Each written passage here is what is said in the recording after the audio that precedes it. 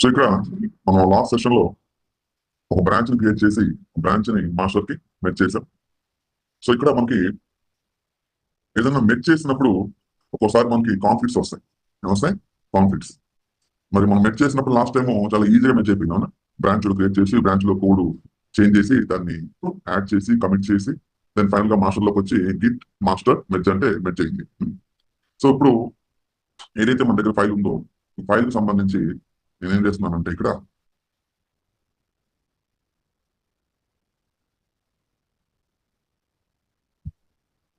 So present మన దగ్గర ఒక ప్రాజెక్ట్ ఫైల్ ఉంది.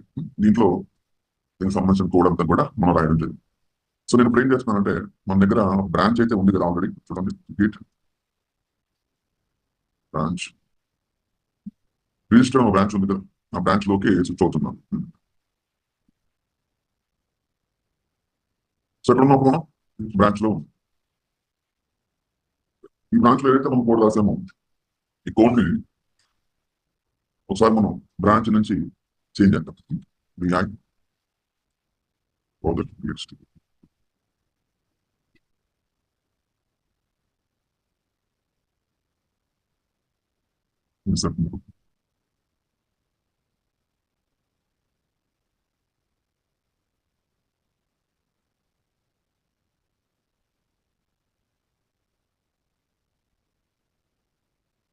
ఓకే. సో దీన్ని మనం సేవ్ చేస్తున్నాం. సో ప్రాక్టికల్ గా ఏం చేసాం మనం?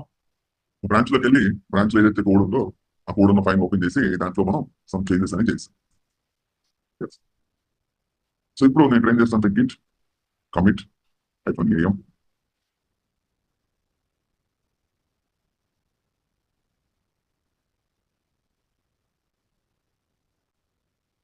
సో కమిట్ చేస్తాం గిట్ లాగ్.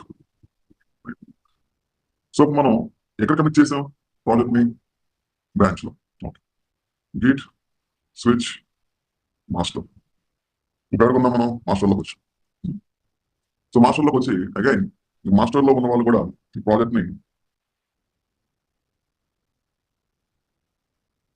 ఇన్సర్ట్ మోడ్ లోకి వచ్చి సో ఇక్కడ సమ్ ఇన్ఫర్మేషన్ ని ఇవ్వడం జరుగుతుంది.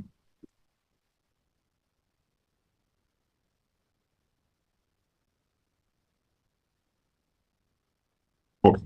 సో వీళ్ళు కూడా ఈ ప్రాజెక్ట్ సంబంధించి ఏం చేశారండి? సో బ్రాంచ్ వాళ్ళు ఏం చేశారు, వీళ్ళు ఏం చేశారు? బ్రాంచ్ లో ఉన్న డెవలపర్ కోడ్ చేంజ్ చేశారు, మాస్టర్ లో ఉన్న డెవలపర్ కూడా కోడ్ ని చేంజ్ చేయడం జరిగింది. So Git commit.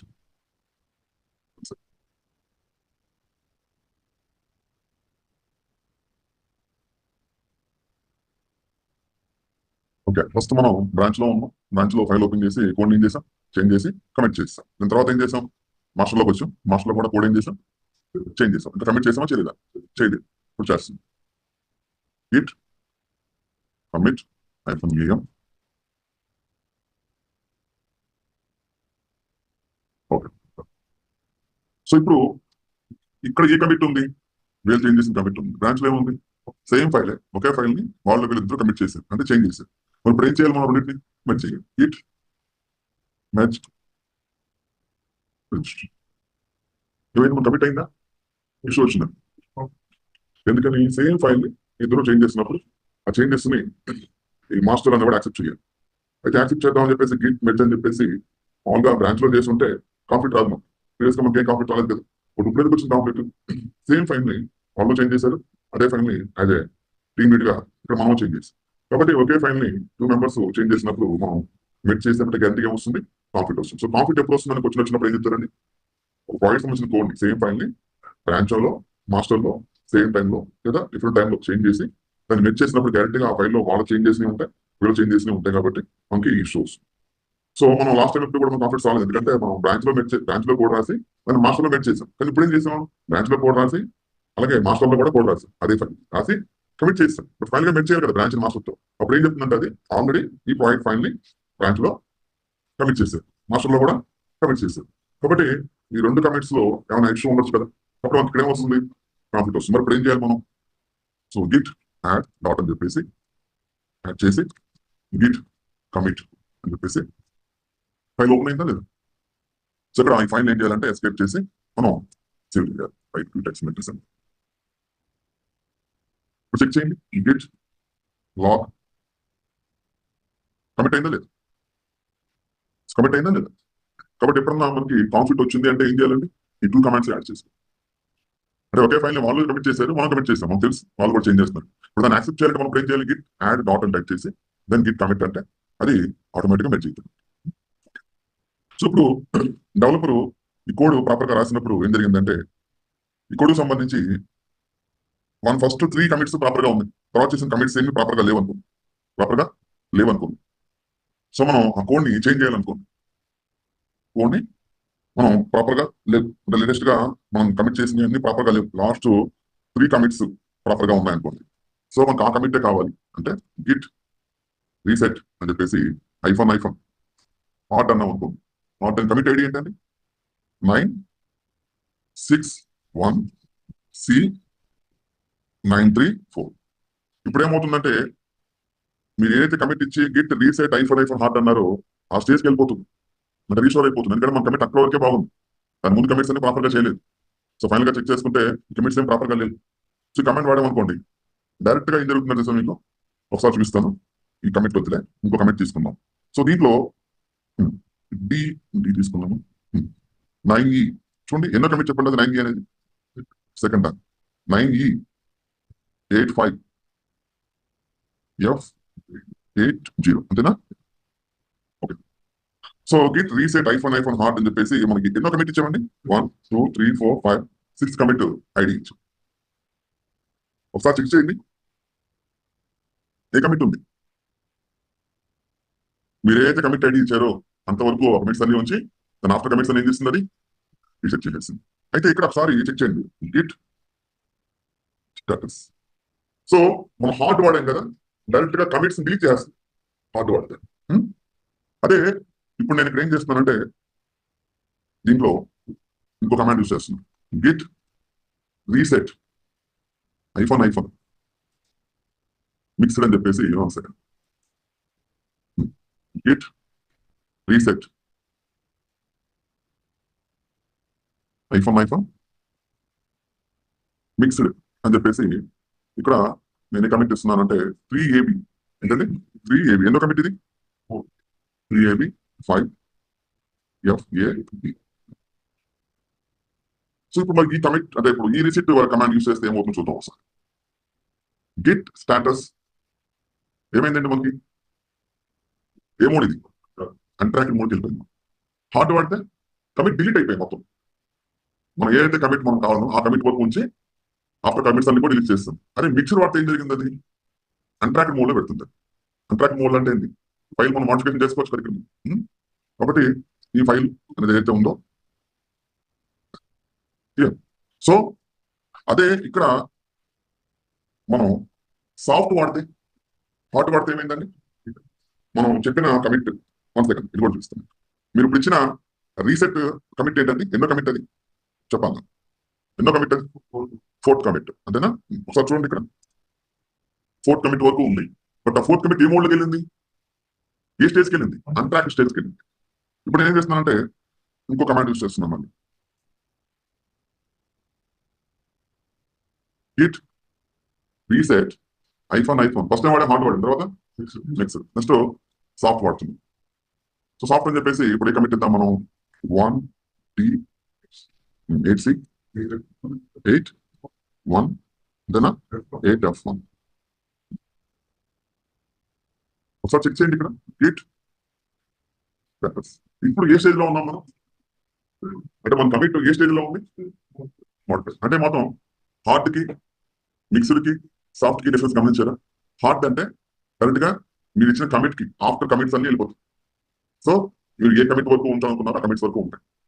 అదే మిక్సర్ అంటే ఏమైంది, మీరు చెప్పిన కమిట్ ని ఉంచి ఆ కమిట్ వరకు ఉంచి బట్ అది అన్ట్రాక్డ్ మోడ్ లో ఆ ఫైల్ చూపిస్తుంది. అన్ట్రాక్డ్ మోడ్ మన ఫైల్ మోడిఫై చేసుకోవచ్చు అక్కడి నుంచి మళ్ళీ.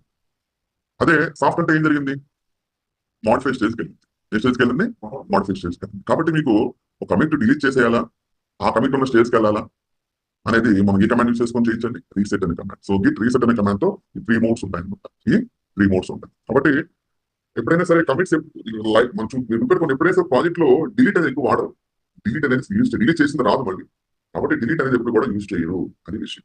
కాబట్టి చాలా రేర్ కేసులో వాడతాం. బట్ ఇక్కడ మనం తెలుసుకోవాల్సింది ఏంటంటే గిట్ రీసెట్ అనే కమాండ్ యూజ్ చేస్తే అది ఏ స్టేజ్కి వెళ్తుంది అంటే గిట్ హార్ట్ అంటే కమిట్ ఆఫ్టర్ కమిట్ అన్ని కూడా మనం చూస్ చేసుకున్న కమిట్ ఆఫ్టర్ కమిట్స్ అని డిలీట్ అయిపోతుంది. గిట్ రీసెట్ మిక్సర్ అంటేనేమో అన్ట్రాక్డ్ స్టేజ్ లోకి వెళ్ళిపోతుంది ఆ కోడ్ ఫైల్ అని. అంటే మనం ఫైల్ మాడిఫై చేసుకోవచ్చు అక్కడి నుంచి మళ్ళీ.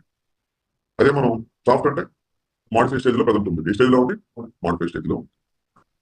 సో ఇప్పుడు ఇక్కడ మనం ఒక కమిట్ వద్దంటే ఇక్కడ డిలీట్ చేస్తున్నాం, బాగానే ఉంది. కాన్ఫ్లిక్ట్స్ వస్తే ఏం చేయాలో చెప్పాను, బాగానే ఉంది. ఒకసారి ఇక్కడ ఏవైతే మన రిపాజిటరీస్ ఉన్నాయో ఇన్ కేస్ ఈ రిపాజిటరీ మనకు వద్దనుకోండి, ఈ రిపాజిటరీ మనకు వద్దనుకోండి, దీనికి సంబంధించి ఇక్కడ ఏమున్నాయండి? సెట్టింగ్స్ ఉంది. సెట్టింగ్స్ లోకి వెళ్ళి ఒకసారి స్క్రోల్ చేస్తే మీకు లాస్ట్ ఏముందండి? డిలీట్ దిస్ రిపాజిటరీ అని ఉంటుంది.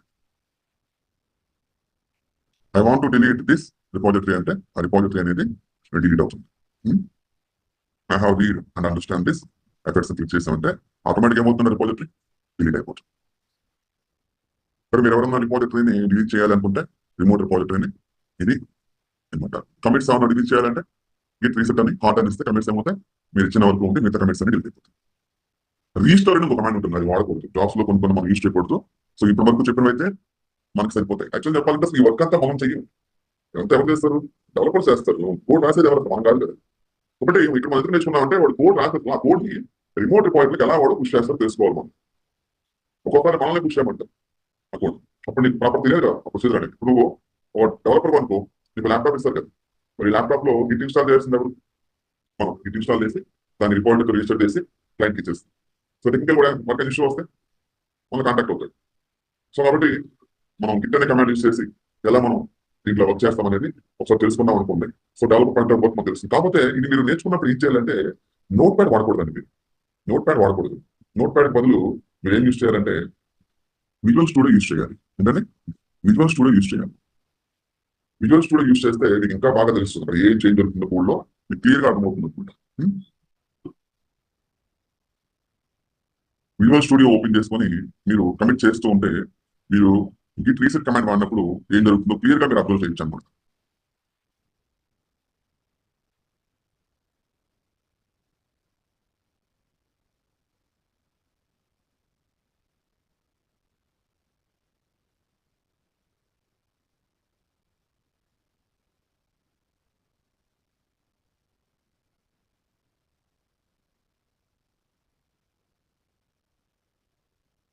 చూడండి ఓపెన్ అయిందా?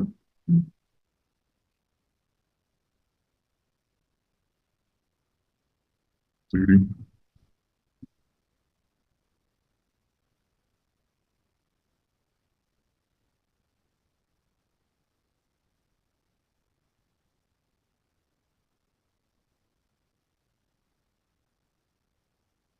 విజువల్ స్టూడియో డెవలపర్స్ వాడతారు ఎక్కువగా.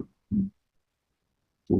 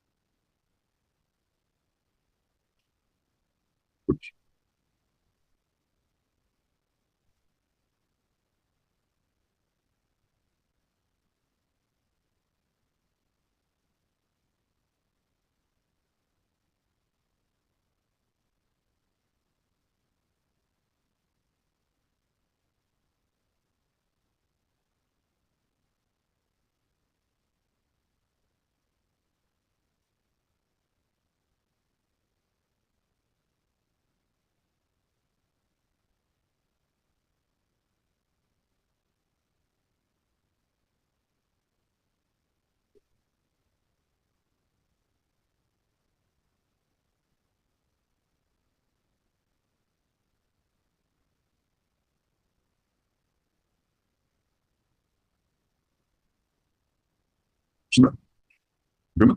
సారీ. కాబట్టి మనం ఎక్కడి నుంచి కూడా ప్రాపర్ గా చేయొచ్చండి, ప్రాసెస్ అంతా ఎక్కడి నుంచి కూడా చేయొచ్చు.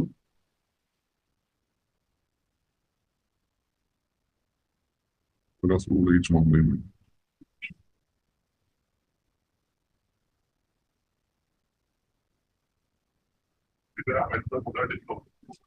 Okay. So git log iPhone online.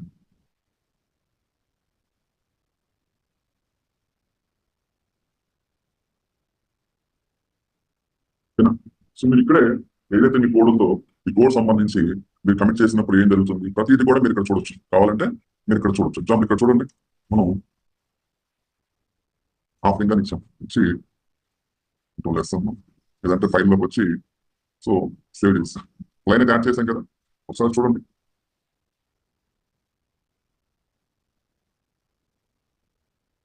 Add project.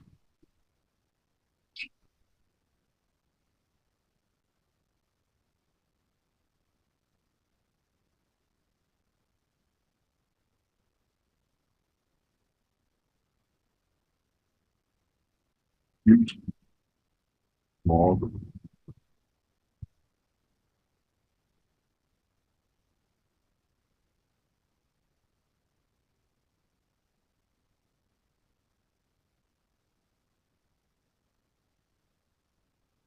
So ఇక్కడ చూడండి, ఒకసారి ఏం చేస్తున్నాము, Git reset iPhone hard E0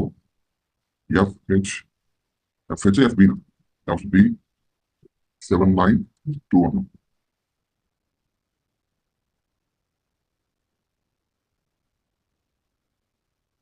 so commit అయితే ఉంది మన దగ్గర. ఈ సెకండ్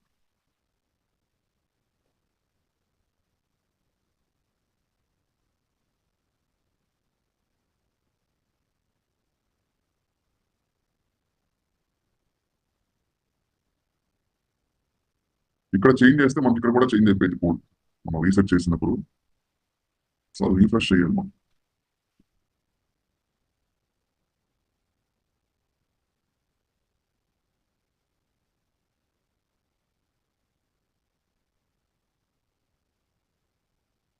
దీంట్లో అయితే ట్రై చేయండి, ఓకేనా? దీంట్లోనే ట్రై చేయండి, ఎందుకంటే డెవలపర్స్ చేసినప్పుడు ఎక్కువగా ఇదే వాడతారు. అందుకని ఇక్కడ వచ్చి కమాండ్ లైన్ ఉంటుంది, పైన వచ్చి మనం ఓపెన్ చేసిన కోడ్ ఫైల్ ఉంటుంది. ఇక్కడ మీరు చేస్తూ ఉంటే దాని అప్డేట్ మీరు లైవ్ లో చూస్తూ ఉండొచ్చు. ఇక్కడ అంటే మీరు కమిట్ చేసినప్పుడు ఏం చేంజ్ అవుతుంది ప్రతిదీ కూడా మీరు ఇక్కడే చూడొచ్చు కావాలంటే. ఓకే. సో మనకి దీంట్లో ఏదైతే మనం గిట్హబ్ మనం యూజ్ చేస్తున్నామో ఇక్కడ మనం ఒకసారి ప్రాజెక్ట్కి సంబంధించి మనం వెబ్సైట్స్ కూడా హోస్ట్ చేయాల్సి వస్తుంది. వెబ్సైట్స్ కూడా హోస్ట్ చేయాల్సి వస్తుంది. సో ఎలాగా అంటే ఒక రిపాజిటరీ క్రియేట్ చేద్దాం first. New Java website. So ఇది మన రిపాజిటరీ. సో రిపాజిటరీ సెలెక్ట్ చేసుకుని క్రియేట్ పబ్లిక్ సెలెక్ట్ చేసుకుని క్రియేట్ రిపాజిటరీ అన్నాం. ఓకే. సో ఇది మన రిపాజిటరీ. సో ఇప్పుడు ఇక్కడ నేనేం చేస్తున్నానంటే ఒక న్యూ ఫోల్డర్ ఓపెన్ చేసి ఈ ఫోల్డర్లో మనం ఒక వెబ్సైట్ని యాజ్ డెవలపర్గా ఒక వెబ్సైట్ని మనం కానీ డెవలప్ చేస్తే ఆ వెబ్సైట్ మన ప్రాజెక్ట్ సంబంధించింది అయితే ఆ వెబ్సైట్ సంబంధించిన మొత్తం కూడా కాపీ చేసి ఇంట్లో పేస్ట్ చేసి సో ఇప్పుడు ఇక్కడ మన కంపెనీ యొక్క వెబ్సైట్ అయితే ఉంది. కంపెనీ యొక్క వెబ్సైట్ అయితే ఉంది, అవసరం లేదు.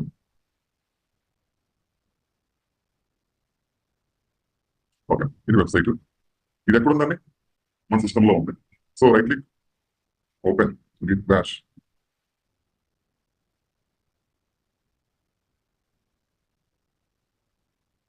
ఓకే. సో ఎల్ఎస్ దీంట్లో ఉన్న ఫైల్స్ ఏంటండి? ఇవన్నీ కూడా వెబ్సైట్ యొక్క files. So Git, so status. సరే, మనం చేసిన మిస్టేక్ ఏమైనా ఉందా? ఏమైనా చేయాలి ఇక్కడ మనం ఫస్ట్ గిట్ ఇనిట్. ఇప్పుడు చెక్ చేయండి, గిట్ స్టాటస్ ఇవన్నీ ఏ స్టేజ్లో ఉన్నాయి? ట్రాకర్. గిట్ యాడ్, అన్ని ఫైల్స్ ఉన్నాయి కదా, డాక్ ఇచ్చేయండి, అన్ని యాడ్ అవుతాయి. ఇప్పుడు చెక్ చేయండి, యాడ్ అయిన తర్వాత గిట్ స్టాటస్ ఇవన్నీ ఏ స్టేజ్లో ఉన్నాయి? స్టేజింగ్ ఏరియాలో ఉంది. ఇప్పుడు Git commit iPhone M iPhone. This is my new project website. Okay. So commit అయిపోయి మొత్తం git log కమిట్ అయిందా? సో కమిట్ చేసింది ఎవరు? ఇక్కడ ఆదరణ ఎవరైతే ఉన్నారో, సో ప్రతి ఎంప్లాయ్కి ఒక మెయిల్ ఐడి ఉందనుకోండి. సో ఆ మెయిల్ ఐడిని యూజ్ చేస్తుంది. ఇక్కడ మనం మాత్రం మెయిల్ ఐడి కంపెనీ అనుకోండి. సో మనం కమిట్ చేస్తుంది ఎక్కడికంటే గిట్ హబ్ లో కమిట్ చేయబోతుంది. దీన్ని మనం పుష్ చేయబోతుంది. ప్రజెంట్ ఏంటంటే మన దగ్గర మన లోకల్ రిపాజిటరీలో కమిట్ ఉంది. దీన్ని ఏం చేయాలి? మనం పుష్ చేయాలి. కమాండ్ ఏంటి? గిట్ పుష్ చేయడానికన్నా ముందు ఏం చేయాలి? మనం ఏదైతే రిపాజిటరీ క్రియేట్ చేసామో దానికి సంబంధించి దానికి యూఆర్ఎల్ ఏం చేయాలండి? యాడ్ చేయాలి. అయితే ఈ పైన చాలా ఉన్నాయి కమెంట్స్ కదా. ఇవన్నీ ఏంటంటే ఇన్ కేసు మీరు బ్రాంచ్ నేమ్ మార్చాలనుకోండి, గిట్ బ్రాంచ్ ఐఫోన్ ఎం అని ఇచ్చి బై డిఫాల్ట్ బ్రాంచ్ నేమ్ ఏముందో మన దాంట్లో మాస్టర్ మెయిన్ కింద మార్చుకోవచ్చు. ఓకేనా? కాబట్టి గిట్ బ్రాంచ్ అని ఐఫోన్ ఎం అని ఇచ్చి బ్రాంచ్ నేమ్ మాస్టర్ కాస్త మెయిన్ కింద మార్చుకోవచ్చు. ఇక్కడ ఐఫోన్ యూ అంటే అప్ స్ట్రీమ్ అండి. ఐఫోన్ యూ అంటే ఏంటండి? Up stream. సో మనకి ఇప్పుడు ఈ లైన్ మొత్తాన్ని కాపీ చేసి ఇదేనా మనం చేసిన న్యూ కమిట్ సరే పేస్ట్ అయిందా? సో అప్లై అయింది. నెక్స్ట్ ఇప్పుడు ఏం చేయాలండి? Git push origin master. Okay. So మొత్తం మన వెబ్సైట్ ని మన లోకల్ రిపో నుంచి రిమోట్ రిపోలో పుష్ చేస్తాం. మరి ఇక్కడ చెక్ చేయండి. 0 అప్లోడ్ అయిందా? ఒక ప్రాజెక్ట్ మన దగ్గర ఉంటే ఇలా అప్లోడ్ చేస్తాం. ఇప్పుడు దీనికి సంబంధించి మనం ఏం చేయబోతున్నాం అంటే ఇదంతా వెబ్సైట్ ఇదంతా ఒకసారి దీని సెట్టింగ్స్ ఉన్నాయి కదా, దీని సెట్టింగ్స్లోకి వెళ్తే ఇక్కడ మనకి పేజెస్ అని ఉంటాయి. క్లిక్ చేయండి. సో ఇక్కడ చూడండి ఒకసారి. ఇప్పుడైతే పేజెస్ క్లిక్ చేసామో ఇక్కడ మీకు డిప్లాయ్ ఫ్రమ్ ఏ బ్రాంచ్ అని ఉంది. నన్ను ఉంది కదా, మనం ఏం తీసుకోవాలని మాస్టర్ తీసుకోవాలి. సో మాస్టర్ తీసుకున్న తర్వాత దీన్ని సేవ్ చేయండి. ఓకే. సేవ్ అయిన తర్వాత ఒక 3 to 5 minutes కల్లా మనకి ఏదైతే వెబ్సైట్ మనం అప్లోడ్ చేసామో ఆ సైట్ మనకి ఒక URL తో మనకు అప్డేట్ అయింది. ఓకే. ఒకసారి రీలోడ్ చేయండి. ఇక్కడ ఒక URL రావాలి మనకు. ఇప్పుడు ఒకవేళ రాకపోతే ఒకసారి గిట్ పేజెస్ అన్న దీన్ని క్లిక్ చేయొచ్చు, నో ప్రాబ్లం. అప్డేట్ అయ్యింది. So click on Git pages. ఒకసారి బ్యాక్ వచ్చేయండి.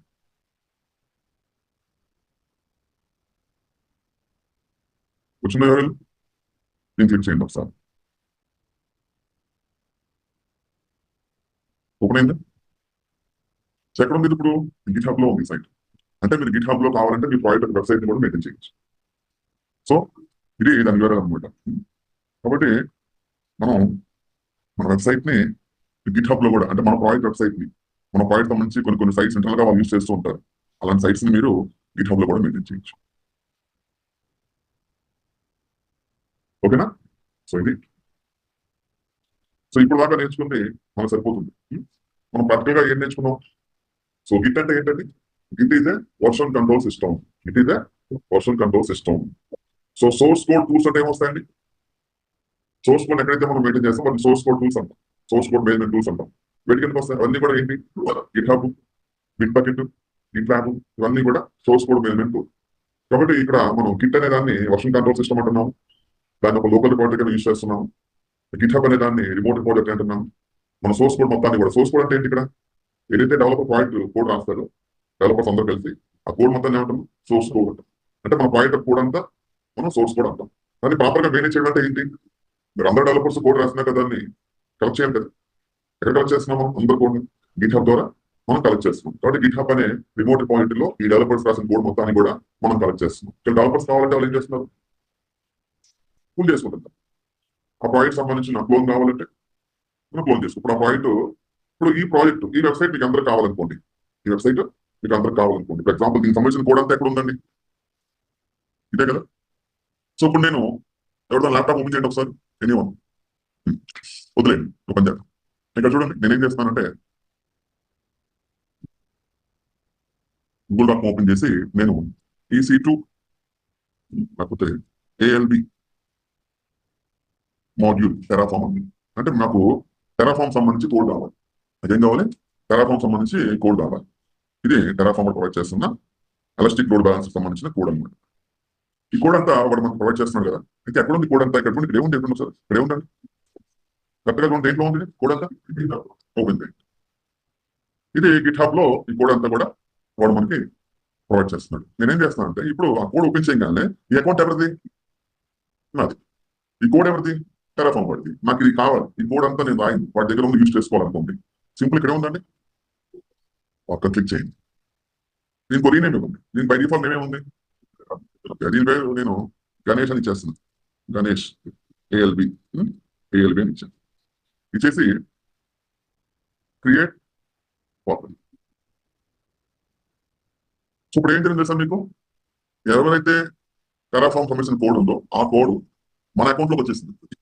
అంటే ఎవరైనా డెవలపర్స్ కోడ్ రాస్తే వాళ్ళు గిట్ హబ్ లో మెయింటైన్ చేస్తే ఆ కోడ్ అనేది మనకు కావాలి అంటే అది పబ్లిక్ లో ఉంటే మనం సింపుల్ గా ఏం చేయొచ్చు, వాడు ఇచ్చిన లింక్ ఓపెన్ చేసి ఇక్కడ జస్ట్ 4 క్లిక్ చేస్తే ఇప్పుడు ఈ కోడ్ ఎక్కడ ఉంది?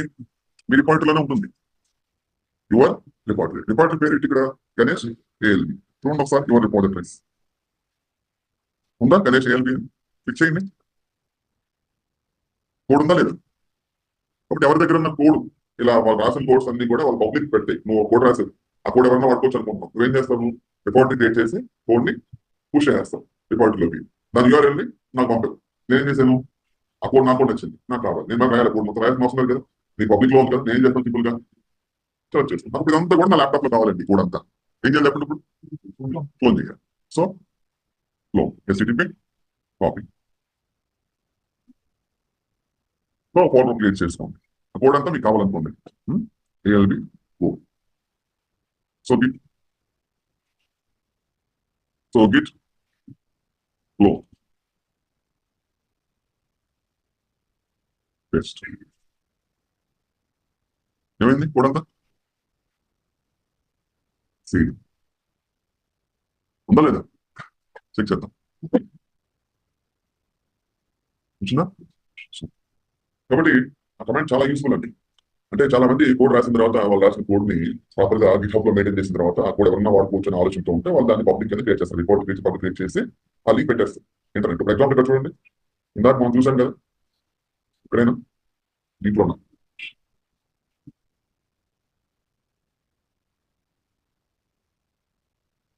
For example google.com ALB module Terraform.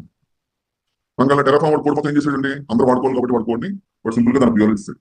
ఇలా మీరు కూడా వివరించారనుకోండి, వాళ్ళని క్లిక్ చేయగానే ఏమవుతుంది, మీ అకౌంట్ లాగిన్ ఉన్నారు కాబట్టి ఆటోమేటిక్ ఓపెన్ అయిపోయి లాగిన్ అయిపోతే లాగిన్ అయితే మీ కోడ్ వాడు కూడా ఓపెన్ అయిపోతుంది మన దాంట్లో. ఇది మీకు నచ్చింది కోడ్, మీకు కావాలనుకో ఏం చేయాలి, మీరు చెప్పాలి. కాబట్టి సో దీనికి సంబంధించి ఎంతమంది వాచ్ చేశారు, దీనికి రేటింగ్ ఎంతమంది ఇచ్చారు, అన్ని కూడా. కాబట్టి మీరు ప్రతిదీ కూడా రాయాలి. ఇదంతా ఏంటంటే రీడ్ మీద ఫైల్ ఉంది కదా, ఈ ప్రాజెక్ట్ కి సంబంధించి వాడి కింద ఇదంతా రాస్తున్నాడు అనమాట. రీడ్ మీ ఫైల్ కూడా క్రియేట్ చేసుకోవచ్చు. అంటే మనం డెవలపర్ కాదు కాబట్టి అంత ఇండియా అవసరం లేదు. కానీ గిట్ ద్వారా ఏం చేస్తున్నాము ఏంటి అనేది మీకు ఐడియా ఉంటే చాలు. అలాగనే మీకు బేసిక్ ఏం చెప్పలేదు.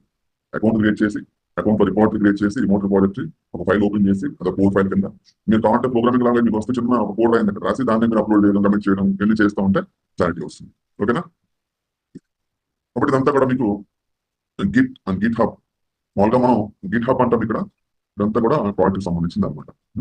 కాబట్టి మీకు ఒకవేళ వద్దు అంటే ఏం చేస్తారండి, సెలెక్ట్ చేసుకొని ఆ రిపోజిటరీ దాని సెట్టింగ్స్ లో కదండి. ఇక్కడ సెలెక్ట్ చేసుకుంటే ఏమవుతుంది, అకౌంట్ సెట్టింగ్స్ వస్తాయి. ఇక్కడ సెలెక్ట్ చేసుకుంటే రిపోజిటరీ సెట్టింగ్స్ వస్తాయి. స్క్రోల్ చేస్తే దీంట్లో మనం last delete this repository click చేసుకొని దాని ఒక నేమ్ కాపీ చేసి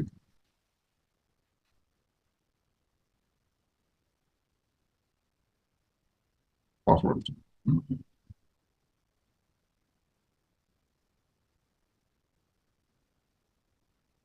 సో రిలీజ్ చేస్తుంది. సో మీకు వద్దు అంటే రిపోజిటరీ రిలీజ్ చేసి రేపు రిపోజిటరీ ఎలా క్రియేట్ చేయాలి అని ఎలా డిలీట్ చేయాలి. సో నెక్స్ట్ ఒక రిపోజిటరీలో వెబ్సైట్ ఎలా మనం పోస్ట్ చేసి దాన్ని ఒక యూఆర్ఎల్ మనం ప్రాపర్ గా సెట్ చేసుకొని ఒక వెబ్సైట్ ని గిట్ హబ్ నుంచి ఎలా మెయింటైన్ చేయొచ్చు.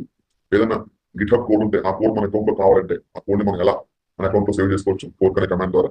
అలాగే గిట్ రీసెట్ కమాండ్ లో మిక్సర్ అంటే ఏంటి, హార్డ్ అంటే ఏంటి, ఇంకోటి సాఫ్ట్ అంటే ఏంటి, అలాగే గిట్ కాన్ఫ్లిక్ట్ ఎప్పుడు వస్తుంది, కాన్ఫ్లిక్ట్ వస్తే ఏం చేయాలి. ఓకేనా? ఇది సో ఇది మొత్తం కూడా ప్రాపర్ గా ప్రాక్టీస్ చేయండి. నెక్స్ట్ మీకు జెంకిన్స్ ఉంటుంది. ఫస్ట్ డే అంతా థియరీ అండ్ సెటప్ ఉంటుంది అది విషయం. సో మరి మనకి 1 hour టైం అనేది చాలు, ఎందుకంటే సెటప్ చేసుకోవడం